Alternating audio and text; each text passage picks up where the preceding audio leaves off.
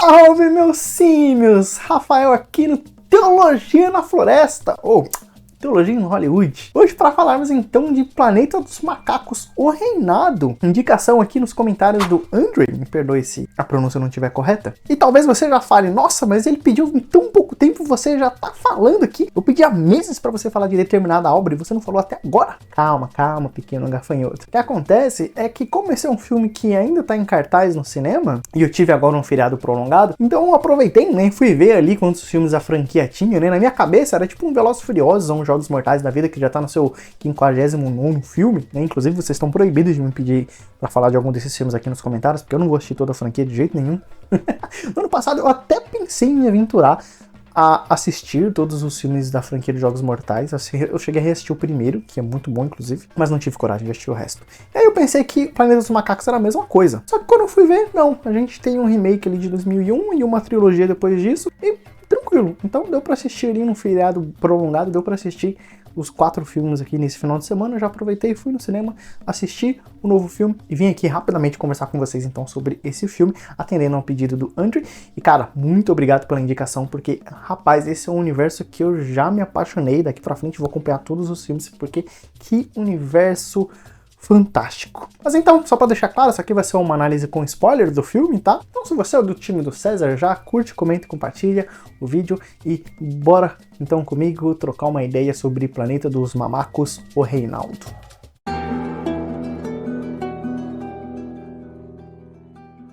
Bom, o que eu posso falar aqui do filme, né, dos pontos positivos já? É claro que, assim, o filme, ele tem um CGI ótimo, né, desde o começo dessa trilogia, ele tem, assim, efeitos especiais fantásticos, eles estão cada vez melhores, é incrível o que eles fazem, o que eles conseguem trazer aqui de efeitos especiais. O filme ele acaba sendo um pouco de uma road trip, né, na sua primeira parte ali, até a sua metade mais ou menos. E na sua estrutura, basicamente, a gente vai ter aquela estrutura clássica padrão da jornada do herói. Esse filme aqui, a gente poderia dizer que ele é, de certa forma, um grande prólogo, né? Ou seja, ele é uma nova introdução depois dessa trilogia, ele não descarta a trilogia, ele se passa 300 anos depois dessa trilogia mais recente, e ele é então um novo recomeço, mas sem descartar o que veio antes. Por isso esse primeiro filme aqui, ele acaba funcionando como um grande prólogo, e aí isso vai ter o seu ponto negativo, que eu já falo sobre isso daqui a pouco, mas isso não necessariamente é negativo em si, porque o filme aqui, ele sozinho, ele funciona muito bem, ele tem um começo, um meio, um fim, ele tem um arco fechado, que deixa pontas soltas e certos questionamentos e curiosidades para os próximos filmes, é claro, mas ele em si funciona sozinho como um belo e excelente filme. É diferente, por exemplo, de filmes mais recentes, como por exemplo, eu não assisti, nem vou assistir, mas o recente Os Estranhos, que tá no cinema ainda também, eu vi muita gente falando mal e de como ele é basicamente um filme que te empurra pro segundo, né? Então ele é uma grande introdução que na verdade quer fazer você assistir o segundo filme. Só que o grande questionamento que todo mundo tá levantando é, se o primeiro filme é ruim, pra que raios eu vou querer assistir o segundo? A mesma coisa aconteceu também com Rebel Moon, né, que eu também não vou assistir, pelo amor de Deus, mas que eu vi todo mundo batendo na mesma tecla. Ele é um filme ruim, que tenta te jogar pro segundo filme, só que se o primeiro filme é ruim, como que eu vou...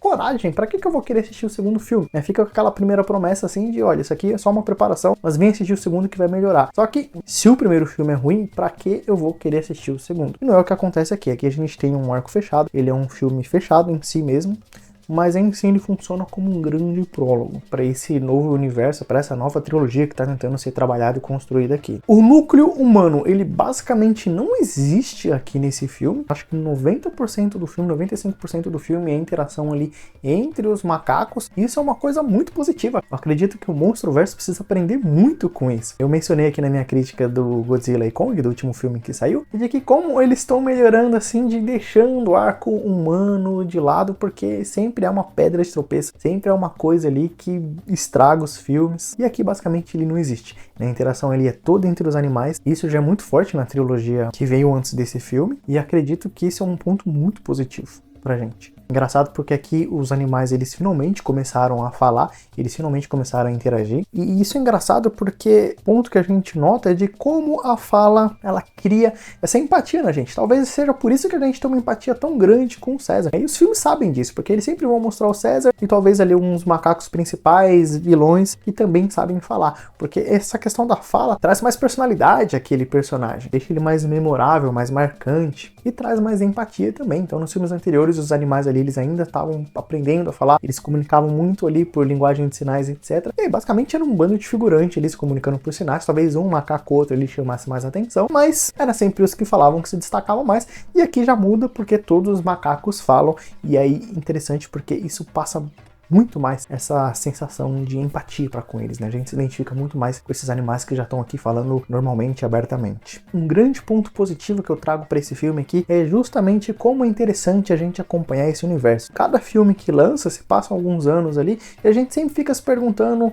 em que pé que aquele mundo tá, em que pé que os macacos estão, o que aconteceu com os seres humanos, como que está aquele universo. Então cada filme é sempre uma jornada nova, uma descoberta nova, e é muito legal a gente acompanhar essa questão do universo, né? Eu falo até bastante sobre essa questão de criação de universos no meu vídeo sobre o John Wick, vou deixar o cardzinho aqui indicando, de como essas criações de universo que refletem um pouco da nossa imagem e semelhança de Deus, né?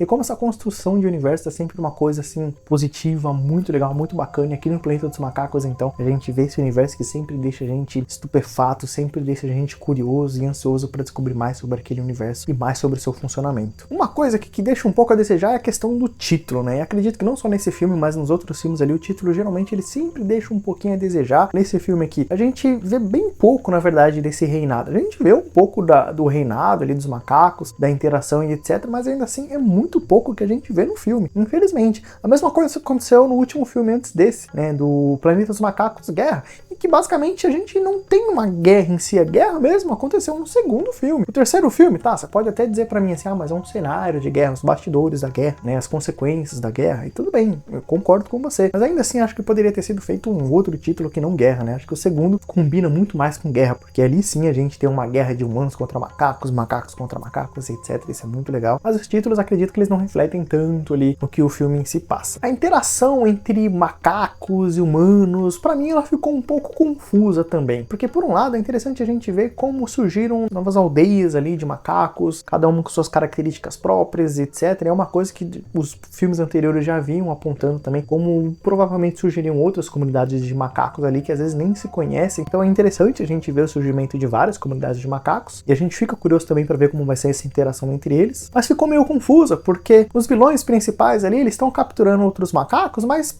pra mim, pelo menos, né, não ficou muito claro ali qual que era o objetivo. Eles estavam escravizando os outros macacos, mas pra fazer o quê? Porque na hora que eles tentam cumprir o grande objetivo ali, que é abrir a porta, não parece que eles precisam tanto da ajuda desses outros macacos. Então fica um negócio meio, tá, pra que eles estão capturando? É só uma demonstração de poder? É o poder pelo poder, que foi pra mim que pareceu? Não, você é burro, cara. A mesma coisa com os humanos também. Eles estavam capturando humanos, mas não eram todos os humanos, eram aqueles que pareciam ter um pouco mais de intelecto, porque aqui a gente vai ter ali seres humanos que basicamente são animais irracionais, e a gente tem seres humanos que a gente vê que eles ainda têm consciência, que eles são inteligentes, que eles falam e tudo mais. Mas ao mesmo tempo ficou também a dúvida assim, mas por que eles estão querendo capturar esses seres humanos? Não é só pra contar a historinha? Ou é porque eles acreditam que um deles poderia ser capaz de abrir aquela porta? Mas como é que eles sabiam que exatamente aquela menina, a Mai, como que ela saberia abrir aquela porta, né? Por que ele sabia daquilo? Só por causa das roupas dela? Não ficou um negócio meio truncado, meio mal explicado, mas que tudo bem. Não estraga em nada a experiência do filme. Outro ponto também, que eu posso trazer de negativo, assim, foi aquela travessia do vale, do personagem principal, em que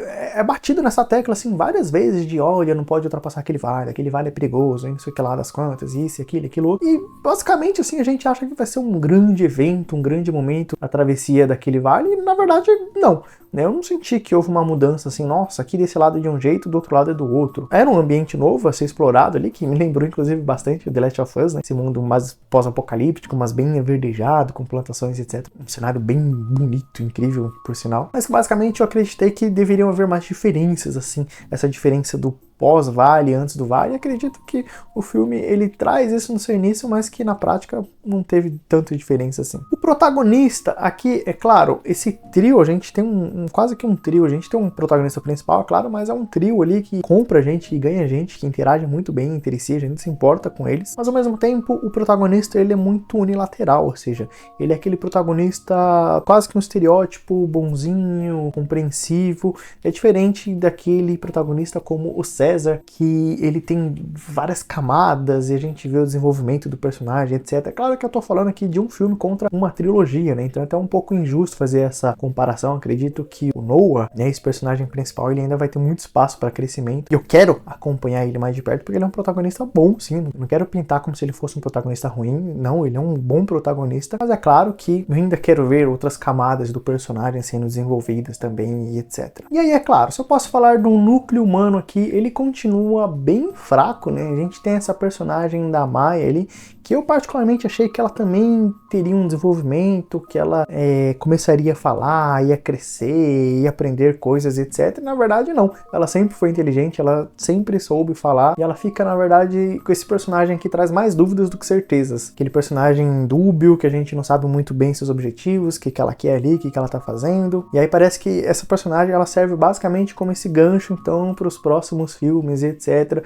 O que, como eu disse, por um lado é bom, porque gera curiosidade, a gente quer ver os próximos filmes, como serão e etc. Só que por outro lado, quando o filme termina, por mais que ele seja esse arco fechadinho e um bom filme em si só, como eu mencionei, ainda assim você fica com uma sensação estranha, que parece que tem muitas dúvidas no ar, muitas incertezas, e você fica com uma sensação um pouco estranha. Não sei nem me explicar muito bem, mas quando acabou o filme eu fiquei com essa sensação justamente por conta desse tanto de pontas soltas, desse tanto de mistério que tentou ser levantado. E isso gira em torno principalmente desse núcleo humano. Mas é muito interessante a gente notar como os seres humanos aqui, principalmente na figura da Mai, continua essas figuras dúbias, né? A gente não sabe muito bem a motivação deles. A gente vê, inclusive, que ela não é uma personagem assim, não dá pra falar que ela é má, mas com certeza ela também não é boa, né? Você vê que ela não hesita por um segundo em começar a inundação ali no final do filme, que praticamente poderia acabar com a vida de todos os macacos ali, e ela não se importa nem um pouco, ela não hesitou nem por um segundo. Que levanta, inclusive, o questionamento, será que o Proximus ali, ele não tinha razão em não confiar nos seres humanos? Mas ao mesmo tempo também, mais uma vez, cria essa curiosidade para os próximos filmes, porque a gente fica curioso para ver como será essa interação então entre macacos e seres humanos. Eu acredito que o conflito, o atrito entre eles, novamente, será inevitável, mas eu fico curioso também para ver como que isso vai se dar, porque se for só uma repetição das brigas que a gente já viu no passado, então, pelo amor de Deus, né,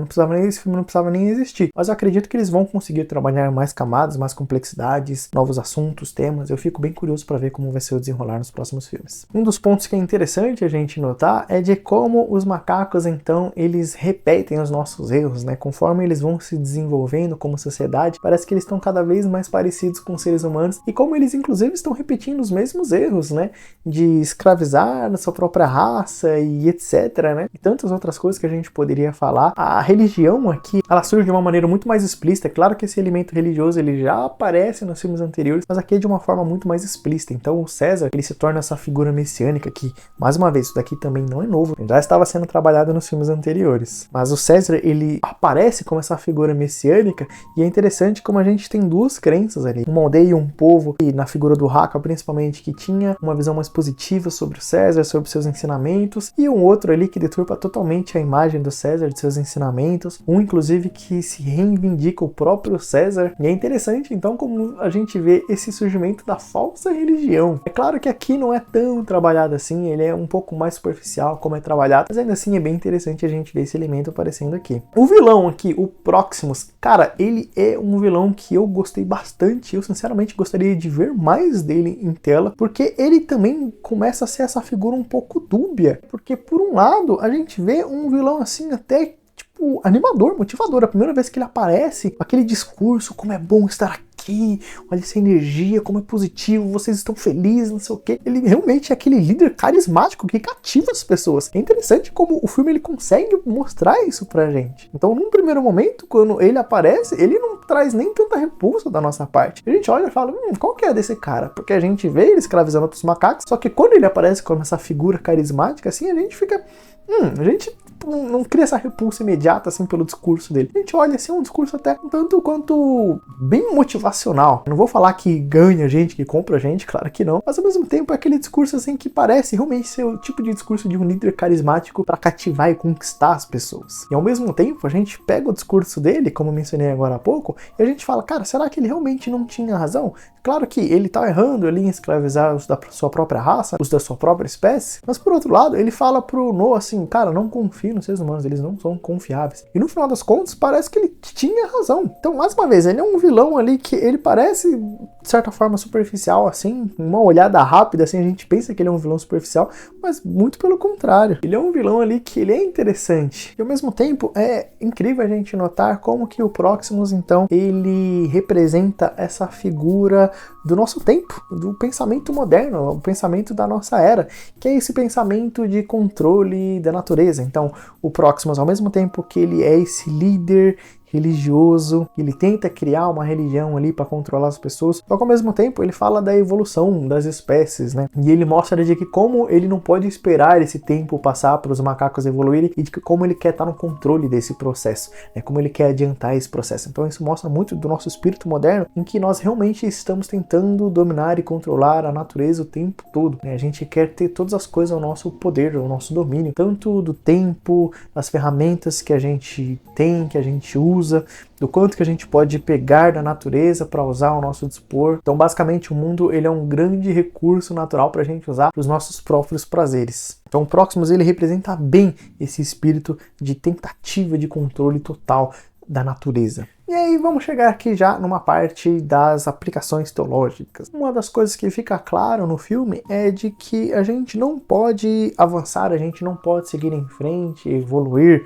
né, como espécie, sem antes olhar para trás. Isso não só no sentido de história, como é importante a gente olhar para a nossa história passada e aprender com os erros do passado, como é importante também a gente olhar para os ensinamentos do passado. Aqui com a figura do César, que é essa figura messiânica que tinha ali princípios e ensinos que eram importantes, essenciais para a sobrevivência dos macacos, a gente lembra também dos ensinamentos do próprio Cristo que estão registrados nas Sagradas Escrituras. E de como esse livro, que muitas pessoas falam que é um livro antigo, retrógrado, que vão ter ensinos ali, talvez até interessantes, mas que não deve ser levado ao pé da letra, que não deve ser levado a sério, e que muito pelo contrário, é esse livro que é a própria palavra de Deus, que é essencial para a nossa sobrevivência, para a nossa vida de fato. Não sobrevivência só no sentido físico, mas no sentido espiritual, porque é das palavras do próprio Cristo que nós recebemos vida, que nós recebemos alimento, que a nossa sede é saciada, que a nossa fome é saciada, e que a gente pode receber uma verdadeira vida, começar a viver verdadeiramente a partir da palavra de Deus, que ao invés de ser uma marra, uma camisa de força, como muitos podem pensar, na verdade é muito pelo contrário, ele é um